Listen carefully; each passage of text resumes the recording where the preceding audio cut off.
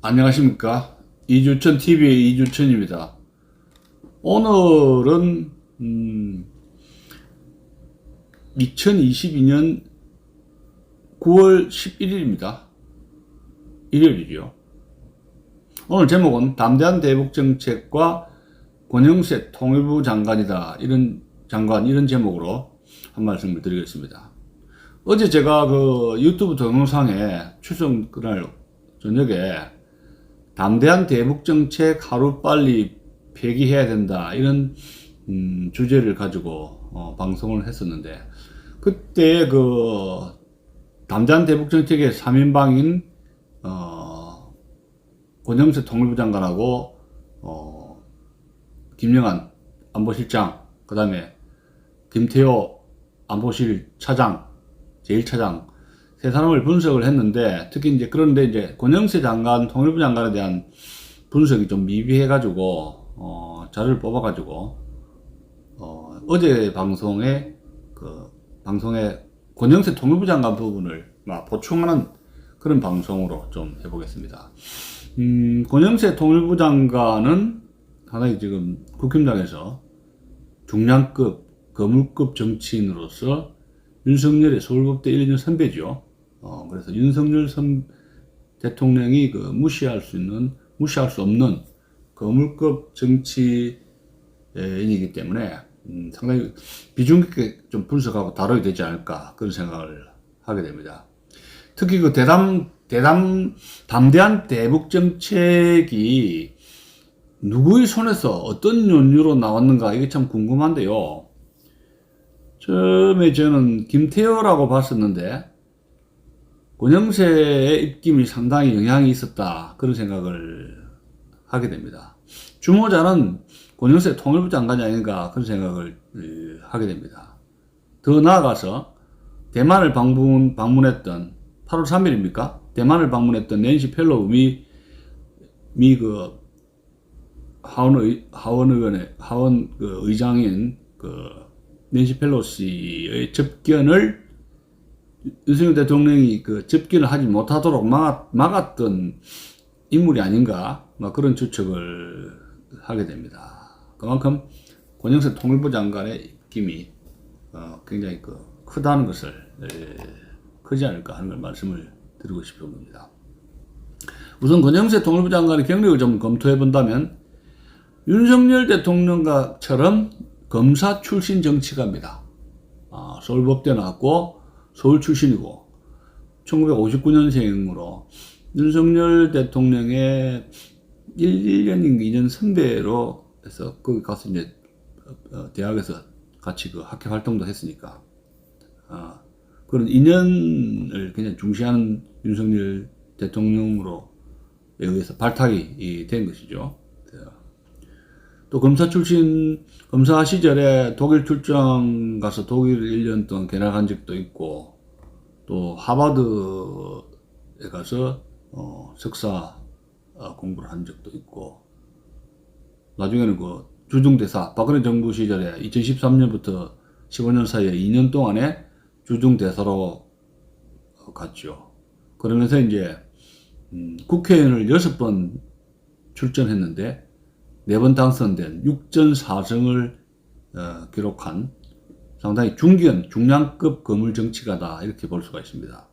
또 재산도 44억 원을 등록을 해서 재산도 짭짤하게 지금 모았고, 그래서 국힘당 내에서는 상당히 중량감 있는 정치가라고 말씀을 드리고 싶습니다.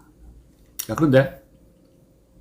그렇다면 권영세 통일부 장관이 있는 윤석열 정권의 통일정책과 문재인 정권과 비교를 한다면, 우선 달라진 것이 북한 인권 대사를 임명을 했고, 문재인 정부는 2017년부터 지금까지 5년 동안에 북한 인권 대사를 임명을 안 했지 않습니까? 그걸 임명을 했고, 또 권 장관은 하나원도 방문해서 탈북자 지원도 약속을 했고, 북한 인권도 강조했기 때문에 분명한 것은 문재인 정부보다는 훨씬 진일보한 대북 통일 정책을 추진하려고 의욕을 가지고 노력하고 있는 것만은 사실이다. 이건 우리가 인정을 해줘야 된다, 이렇게 생각을 하게 됩니다. 자, 그런데 이제 좀 더 담대한 대북 정책이 나오게 된 연유를 보면은 권영세 장관이 특유의 그 어떤 그 북한에게 당근과 채찍, 당근을 어설피 주면서 이중 플레이를 하지 않는가 그런 생각을 좀 하게 되는데, 특히 그 권 장관이 담대한 대북 정책에 깊이 연루가 됐지 않는가 그런 생각을 좀 하게 됩니다. 근데 담대한 대북 정책이 왜 자꾸 문제가 되느냐 제가 자꾸 언급을 하느냐면은 이것이 상당히 그 문제가 많기 때문에 이렇게 자꾸 제가 말씀을 드리는 겁니다. 8월 19일자 그 기사를 보면은 그 8월 19일자입니다. 권영세 통일부 장관이 미북 수교 먼저 하고 핵 폐기 진행할 수도 있다. 야, 어마어마한 발언을 하고 있습니다. 18일 권영세 통일부 장관이 국회에 출석해가지고 외교통일위원회에 질의응답하는 과정에서 발언한 내용을 제가 좀 살펴본다면 윤석열 정부의 비핵화 로드맵인 대담한 구상과 관련해가지고 국회 외교통일위원회에 출석을 해가지고 발언한 내용입니다. 이런 말합니다. 북한의 비핵화 의지가 분명하다면 협상 앞부분입니다. 북미 관계, 미북 관계가 아닙니다. 북미 관계입니다. 북미 관계 정상화에 두는 것도 있을 수 있다. 이게 뭔 말이죠? 북미 관계 정상화를 협상 앞부분에 둘 수도 있다. 그런 말입니다. 북한이 비핵화 의지만 있다면 북미도 아니죠. 북미 관계 정상화를 우선해서 서두를 수 있다. 그런 말이 됩니다. 의지입니다. 비핵화를 한다면이 아니라 의지만 있다면이에요. 말만 음식 던지면 하겠다 하면은, 그리고 또 그러니까 북한이 핵 폐기를 완료하기 전이라도 비핵화 의지가 분명하다면 비핵화를 하겠다는 말만 던지면 상응 조치인 미북 관계 정상화를 먼저 진행할 수 있다는 뜻을 밝힌 겁니다. 참, 그런 언급을 했어요. 그래서 권 장관이 미중 수교 때처럼 미국과 중국 수교할 때 그 방식대로 선수교 후 문제 해결의 키신저 방식이 적용 가능한지 묻는, 여기 태영호 의원이 나옵니다. 태영호 의원의 그 질문에 대해서 키신저 방식에 저도 동의한다. 그렇게 이야기한 겁니다. 미중 수교 때 선수교하고 후 문제 해결하듯이 북핵 문제도 미북 수교 먼저 하는 식으로 가고 북한 핵 철거하는 건, 핵 폐기하는 건 나중에 할 수도 있다는 그런 겁니다. 그게 키신저 방식이라면 그 방식에 동의한다 그런 말이죠. 자, 또 봅시다. 권 장관은 담대한 구상 가운데 엔드 스테이트 최종 단계에서는 틀림없이 북한과 미국이 수교하는 부분을 예상하고 있다면서 그 진전을 앞쪽에 둘지 중간쯤에 둘지 맨 마지막에 둘지에 대해서 여러 가지 있을 수 있다. 저는 앞에 두는 것도 괜찮다고 생각한다고 말했습니다. 말했고, 통상 북한의 핵 폐기 완료와 미북 수교가 비핵화 로드맵의 마지막 단계로 여겨지는데 이 단계를 조정하는 선택지도 고려하고 있다는 것이다. 그런 기사입니다. 또 권 장관은 이어서 담대한 구상 초기에 남북 정상회담을 개최하는 문제에 대해서 협상 단계에서 이런 정상회담을 염두에 두고 있지 않다고 말하면서, 다만 정상회담이 비핵화 과정에서 획기적인 자극 내 요소로 작용할 수 있을 것이라고 했습니다. 정상회담 염두에 두지 않은 건 아니죠. 2024년에 우리나라 그 총선을 앞두고 한두 달 앞두고 남북 정상회담 하면서 정상회담 쇼를 하면서 선거에 유리한 국면을 조성하려는 그런 구상을 할 수도 있는 거죠. 근데 문제는 북한 김정을 만나려면 뭘 갖다 줘야 되잖아요. 그게 문제란 말이에요. 김대중이 북한에게 평양 갈 때 5억 달러를 몰래 갖다 주면서 선례가 된 게 뭡니까? 북한의 독재자 만나려면 김정은 만나려면 엄청난 선물 보따리를 주지 않으면 안 된다는 거예요. 그 선례가 된 거 아닙니까? 여러분 어떻게 생각하세요? 정상회담 하는 거를 무시하는 건 아니죠. 남북 정상회담도 고려하고 있는 거예요. 또 국내 지지도 인기를 올리기 위해서라도 이런 식으로 할 거 아닙니까? 권 장관이 북한이 전날 순항 미사일 발사한 데 대해서 이런 이야기를 하고 있습니다. 담대한 구상에 대한 답변이라고 보는 것은 무리가 있다. 야, 담대한 구상하고는 전혀 관계없다. 담대한 구상에 대한 응답이라고 보는 건 무리가 있다는 겁니다. 전혀 관계없다는 거다. 북한이 순항 미사일 쏘는 것이 담대한 구상, 대북 구상을 거절한 것과 관계없다. 그런 식으로 멋대로 해석하는 거예요. 또 봅시다. 자기네들의 무기 체계를 좀 발전시키기 위한 것으로, 북한의 무기 체제를 좀 발전시키기 위한 것으로 해석하는 것이 옳지 않겠나, 이런 이야기입니다. 자기들 무기 체제를 발전시키는 것이지 대남 도발하고 전혀 관계 없다는 거예요. 북한이 순항미사일 발사한 것에 대해서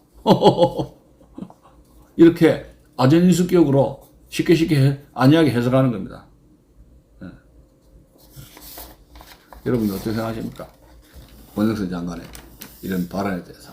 그냥 북한하고 접선해가지고 북한이 담대한 대북 정책을 받아주면 좋겠는데, 윤석열 지지도도 올라가고 뭔가 통일부 장관이 일거리도 많아지고 바빠지고 그렇게 이제 북한의 무슨 미사일 쏘고 그렇게 저렇게 하는 것에 대해서 그 별거 아니다 그렇게 보는 거예요. 그렇게 인식하는 거예요. 우리나라 통일부 장관이. 8월 24일 날 권영세 통일부 장관이 싱하이밍 주한 중국 대사를 접견해가지고 한반도 정세에 의견을 교환했는데, 이거 제가 다 보도자료 읽어드릴 수는 없고, 거기에 이런 권 장관이 입장이 이런 겁니다. 우리 정부의 대북 정책인 담대한 구상에 대해 북한이 긍정적으로 호응해 나올 수 있도록 중국 도와달라, 그 이야기죠. 중국 정부의 건설적 역할을 강조했다. 중국의 건설적 입장이라는 역할은 뭐예요? 중국한테 부탁해가지고, 아쉬운 부탁을 하소연해가지고, 북경 쪽에, 중국 쪽에 전화 걸어가지고, 김정은한테 전화 걸어가지고, 남한의 담대한 구상을 좀 받아주라. 그러고 좀 얻어먹어라. 그거 부탁한 거예요? 그거 부탁한 거예요, 이게. 근데, 중국이 여기에서, 무슨 시간이 난다고 중국이 북한한테, 시진핑이 김정은한테 전화해가지고, 야, 윤석열의 담대한 정책 받고, 그거 좀 원전 좀 받아라. 많이 준다 하더라. 그래 하겠어요? 한다고 봅니까? 그래 해달라는 거예요. 중국이 이렇게 북한에게 이렇게 해주든 안 해주든 북한이 받을 일이 없죠. 왜? 북한은 이미 대회에 선포했지 않습니까? 어젠가 그저께죠. 벌써 김정은이가 절대 비핵화 조치 안 한다. 북한 헌법에 넣겠다. 법제화하겠다고 선언했잖아요. 이미 되어 있고, 핵국가로서 이미 다시 한번 리컨펌, 재확인하도록 법제화를 더 확실히 하겠다. 그 전체 인민회의에서 그저께 김정은이가 이야기한 거 아닙니까? 근데 중국이 시진핑이가 김정은에게 그렇게 전화를 하든 안 하든 북한은 김정은 마이웨이를 가는 거죠. 왜 이리 아쉬운 소리 해요? 왜? 이거 안 차죠. 여기서 이제 의문점이 드는 게, 이 사람이, 권영세 장관이 주중대사를 했지 않습니까? 2013년부터 2015년까지. 박근혜 정부 시절에. 주중대사 시절로 2년 동안 겪었기 때문에, 자연히 중국과의 인맥을 연결되고, 인맥을 구축하게 되고, 중국과 긴밀한 관계를, 중국 외교통들하고 긴밀한 관계를, 인맥을 구축을 하게 됐는데, 이 중국의 협조를 통해가지고 북핵 문제라든가 북한 문제를 해결하려는 것은 되지도 않고 지금은 이제 한물 간 거예요. 한참 때, 어? 언제까지? 미중 패권 전쟁이 심화되기 전까지, 트럼프 행정부 그전 때까지 김영삼, 김대중, 이명박, 그 다음에 박근혜 정부 시절까지는 북경에 전화 걸어가지고 아이고 좀 도와주십시오. 북한이 좀 말썽을 부리는데 전화해가지고 좀 말려주세요. 북한이 핵실험 못하게 해주세요. 북한이 무력도발 못하게 해주세요. 그래가 북한에게 좀 이렇게 북한 이런 못된 짓 하지 말라고 중국에게 액을 볶으라고 한 적이 있었죠. 박근혜 정부 시절까지 이야기예요. 그 중국의 기대기전법 함을 간 거란 말이에요. 미중 패권 경쟁 구도에서는 새로운 새로운 전략을 짜야 되는데 이렇게 구태의연하게 중국에 기대고 하는, 중국의 기대는 이런 구태의연한 그런 대중국 정책이라는 것은 함을 갔다는 겁니다. 문영석 장관이 이걸 알아야 돼요. 그러다 보니까 또 북한에 대해서도 마찬가지입니다. 비핵화를 선언하면, 핵을 포기한다고 선언한다면 스텝 바이 스텝 단계적으로 북한을 지원하는 조치를 마련해 주겠다. 이 굉장히 구태연하고 햇빛 정책으로 이미 햇빛 정책 폐기된 거 아니에요. 용도 폐기된 거고. 이명박 정부 시절에 비핵 개방 3천, 핵을 포기하면 개방하면 북한 주민을 3,000불 달러 올리게 소득 지원하겠다. 그거 다 실패한 거 아니에요. 근데 왜 이런 구닥다리 정책, 구태의하는 대북 정책을 구상을 하느냐 이야기입니다. 그래 아니라고도 통일부가 할 일이 많아요. 응? 안 되는데 왜 이런 정책을 추진하느냐 말이야. 이런 비현실주의 정책을. 응? 그게 기가 차는 이야기죠. 근데 이제 정리를 한다면 윤석열 대통령이 권영세 통일부 장관에게 굉장히 기대를 했단 말이에요. 왜냐하면 검사실에 독일에 1년 가서 해외 유학파 검사로서 해외 나가기가 쉽지 않은데 독일에 1년 있으면서 유럽의 그 정황을 좀 이해를 한 검사고, 윤석열 대통령은 그런 해외 유학을 견문이 없잖아요. 전혀 깜통 아닙니까? 그 다음에 미국의 하버드 대학에서 공부를 했죠. 그 다음에 중국에 주중 대사로 있었으니까 독일, 미국, 일본, 중국 쪽에 국제적인 감각이 있으니까 윤석열 대통령이 굉장히 신뢰를 하는 선배라고 볼 수 있는 것이죠. 자, 그러다 보니까 이건 낸시 펠로시 문제, 대만 방문한 낸시 펠로시를 만나야 된다, 안 만나야 된다고 말씀이 많았지만 그 박진 외무장관하고 권영세 통일부 장관하고는 정책적으로 갈등이 생길 수가 있는 거예요. 사드 배치 문제도 그렇고. 당연하게. 박진 외무장관은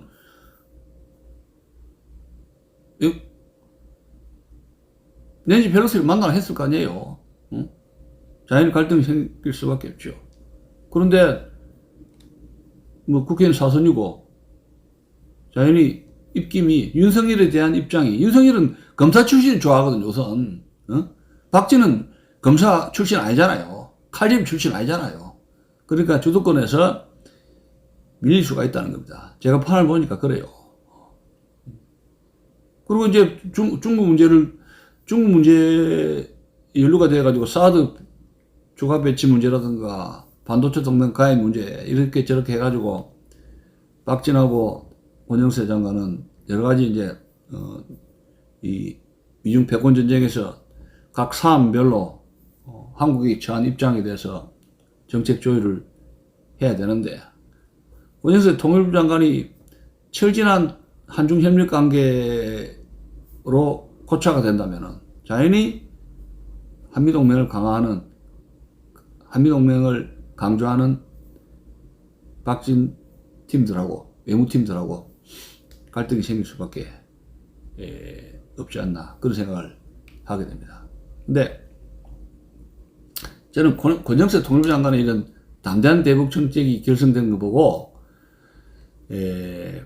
어떤 의문이 드느냐 하면은 권영세 장관에게 어떤 의문을 제기할 수 있냐 하면은 권영세 통일부 장관의 이 추진하는 담대한 대북 정책으로 윤석열 대통령을 올가매했는데 세 가지입니다.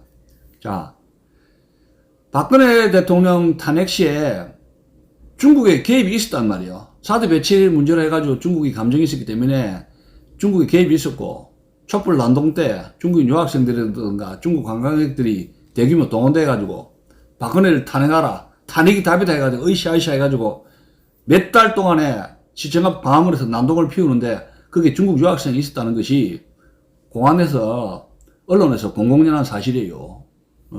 그러면 중국 공산당이 한국 내정에 간섭을 한 것인데, 예? 권 장관이 이 문제에 대한 중국 공산당에 대한 이런 인식이 있느냐 이야기입니다. 박근혜 대통령이 임명한 주중대사 아닙니까? 탄핵에 중국 공산당이 개입, 이 문제에 대해서 인식을 갖고 있느냐 하는 게 첫 번째 이유고, 첫 번째 문제고, 두 번째 권 장관에 대한 문제의식은 이거예요. 제가 던지는 문제의식은, 미국이 미중 수교를 통해가지고 어쨌습니까? 미국 사람들은 이런 가정이 있었어요. 중국을 개방하면은, 도와주면, 계획 개방해가지고 중국을 잘 살도록 이렇게 해주면, 기술 원조라든가 문호 개방해주면은 중국인들은 공산주의 체제를 포기할 것이다.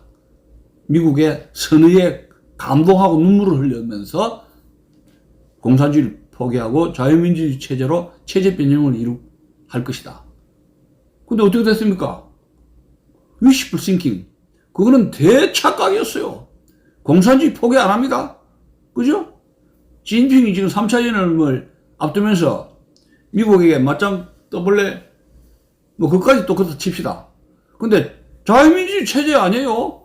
공산주의 국가가 더 강화되고 있습니다. 안면 인식으로 해가지고 모든 IT 기술을 해가지고 소수민족들 억압을 하고 있고, 그 인공지능 이 수법으로, 안면 인식 수법으로 인권 탄압도 하고 있고, 진강 티베트 이쪽으로 해서 공산주의 독재는 포기하지 않고 있다는 겁니다. 그래서 트럼프 행정부 시절에 폼페이오 국무장관이 중국은 미국의 주적이라고 선포를 했고, 지금 블링컨 국무장관도 민주당의 정권이 교체가 됐지만 블링컨 국무장관도 그러한 트럼프 행정부 시절에 중국에 대한 미국의 대중정책, 대중강경정책을 그대로 이어받아 가지고 지금 미국이 지금 중국과의 패권전쟁에 깊이 지금 충돌이 지금 격화되고 있지 않습니까? 그런 데 대한 인식이 뭐냐는 이야기예요. 권영세 장관은. 그런 데 대해서. 그럼 우리나라도 뭐예요? 한국인도, 한국에 반성도 있어야 될 거 아닙니까? 한국이 중국에 가가지고 기술 원조라든가 투자도 많이 해주고 많이 도와줬잖아요. 등서평 이후에 계획 개방할 때. 물론 그것도 와가지고 관광도 하고 우리나라 화장품도 사줬지만 우리나라도 엄청나게 중국에 기술 원조 해줘가지고 중국의 근대화를 기여해줬잖아요. 응?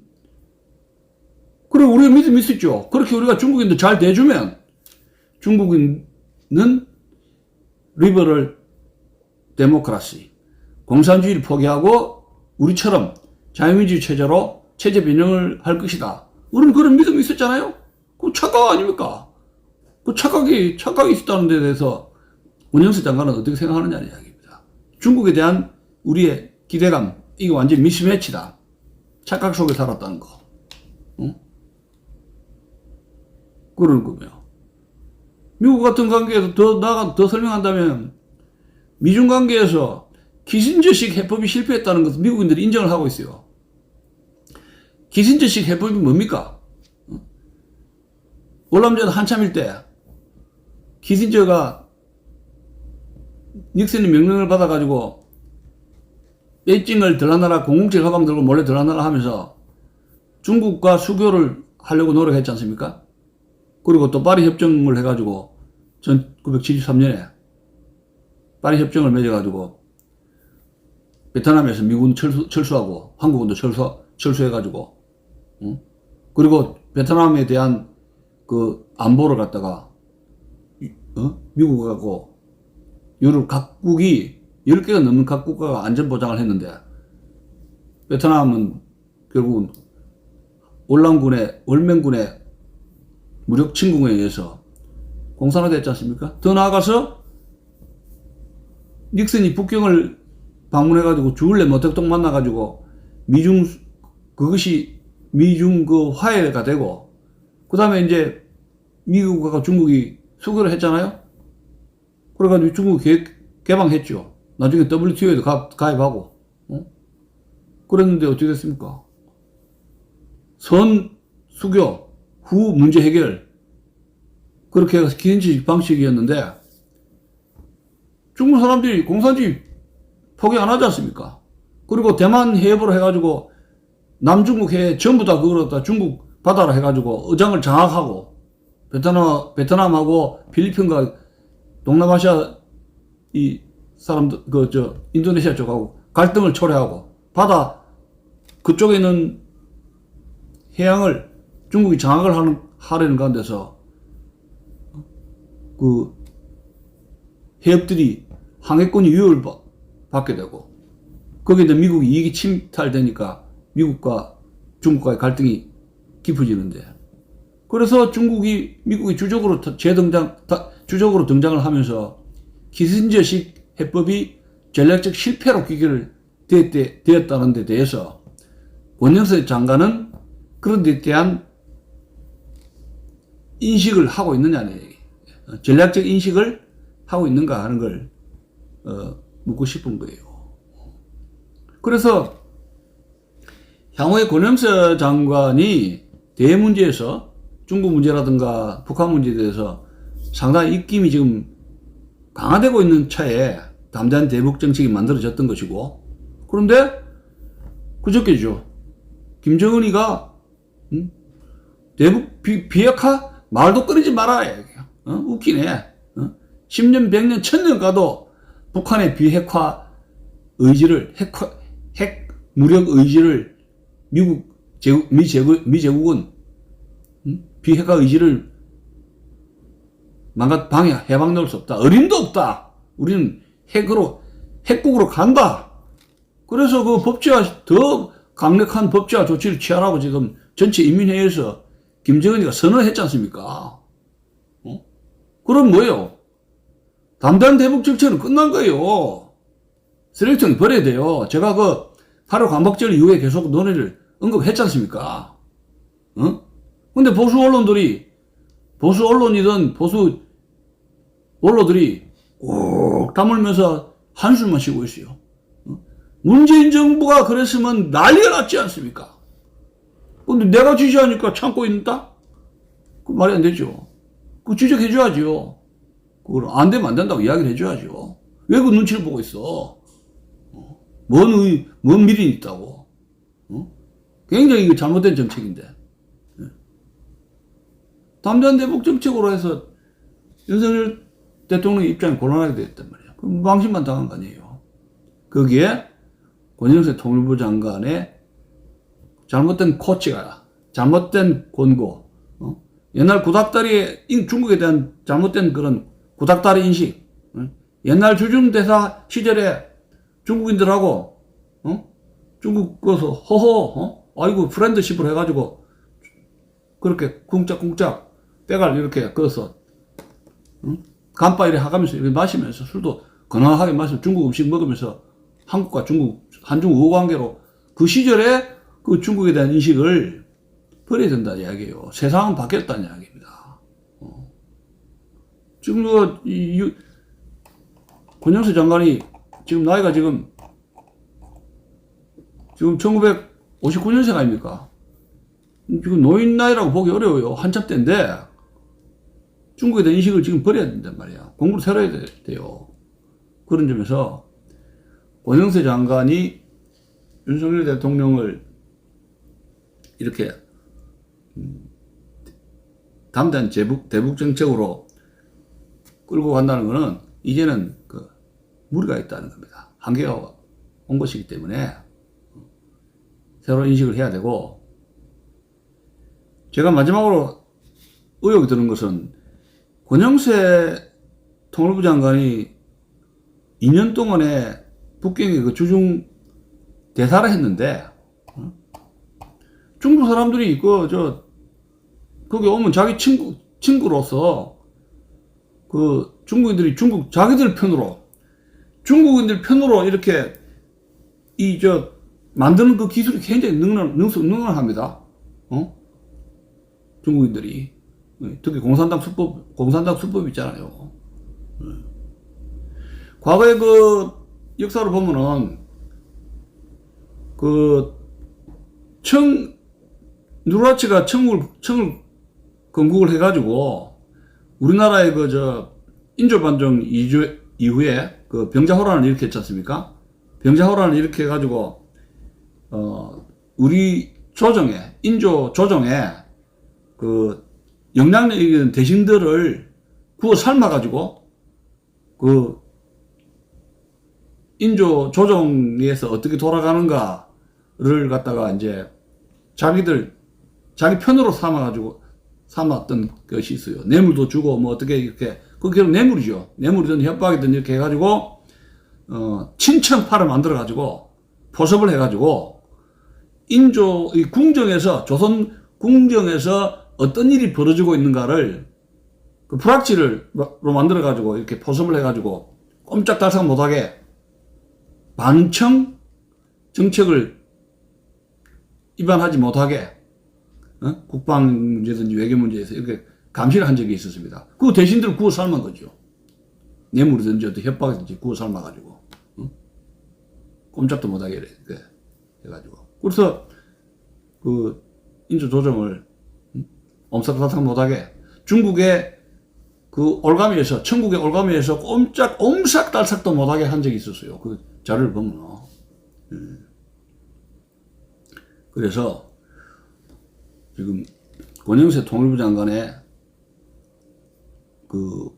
행보, 광폭 행보라고 아직 볼 수 없습니다만은, 이산가족 추진도 해야 되겠다 하면서 상당히 굉장히 부지런히 움직이고 있는데,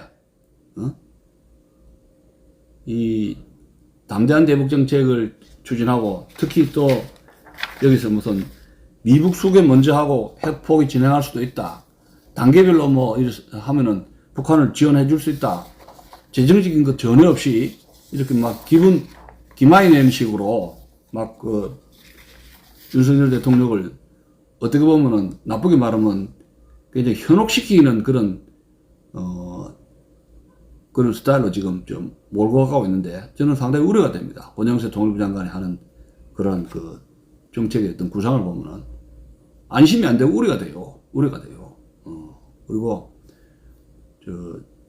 중국과의 관계, 주정대사로 있었지 않습니까? 그래서 중국을 어떻게 인식하는가의 관계도, 중국에 대한 인식도 클리어하지도 않고, 그래서 좀 더 권영세 장관의 통일정책 좀 더 자세하게 지켜봐야 되지 않는가, 그런 생각을 하게 됩니다. 이건 시청자 여러분들이 이 프로 어느 정도 도움이 되는지 모르겠습니다. 어쨌든 추석 연휴 잘 보내시기 바랍니다. 시청해주셔서 감사합니다.